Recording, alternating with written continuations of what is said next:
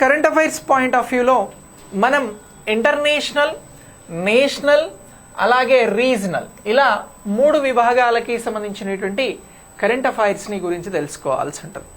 International మీకు తెలిసినటువంటి అంశమే అంతర్జాతీయ అంశాలు అని అంటాం. ఈ అంతర్జాతీయ అంశాలను గురించి తెలుసుకోవాలి.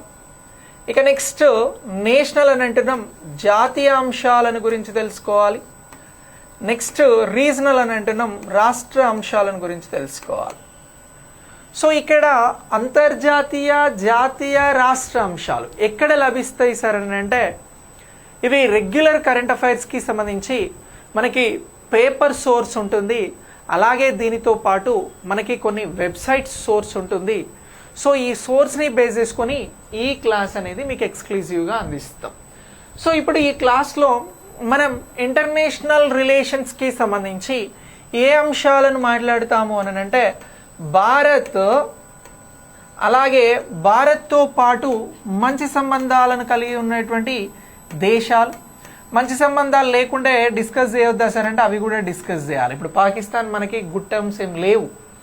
సో ఇలాంటి అంశాలు అంటే భారత్ నైబర్ కంట్రీస్, అలాగే భారత్తో పాటు ప్రపంచ దేశాల్లో ఇన్ఫ్లుయెన్స్డ్గా ఉన్నటువంటి కంట్రీస్, ఈ ప్రపంచానికి పెద్ద దేశాలుగా ఉండేటువంటి అభివృద్ధి చెందిన దేశాలను గురించి, అలాగే వాటితో పాటు యూరప్ దేశాలను గురించి, ఇలాంటివన్నీ కూడా మనం ఇంటర్నేషనల్లో నేర్చుకోవాల్సి ఉంటుంది. ఇక ఇంటర్నేషనల్లో అత్యంత కీలకమైనటువంటిది ఏంటి అని అంటే అంతర్జాతీయంగా సంస్థలు, ఇంటర్నేషనల్కి సంబంధించినటువంటి ఆర్గనైజేషన్స్ ఉంటాయి. ఈ ఆర్గనైజేషన్స్లో మనకి యుఎన్ ఉంటుంది, ఐక్యరాజ్య సమితి అని అంటాం దీనినే. అలాగే దీనితో పాటు మనకి G20 లాంటి గ్రూప్స్ ఉంటాయి, గ్రూప్ ఆఫ్ 20 అని అంటున్నాం.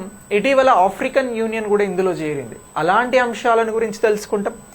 అలాగే నెక్స్ట్ దీనితో పాటు మనకి ఇంటర్నేషనల్ లెవెల్లో G7 లాంటి కూటమిలు ఉంటాయి. సో వీటిని గురించి నేర్చుకుంటాం. ఇవన్నీ కూడా మనకి ఇంటర్నేషనల్ పాయింట్ ఆఫ్ వ్యూలో ఉపయోగపడుతూ ఉంటాయి. ఇక ఇవే కాకుండా మనకి కొన్ని ముఖ్యమైన సదస్సులు, అంతర్జాతీయ ప్రాముఖ్యత కలిగినటువంటి సదస్సులు ఉంటాయి, వాటిని గురించి కూడా నేర్చుకుంటాం.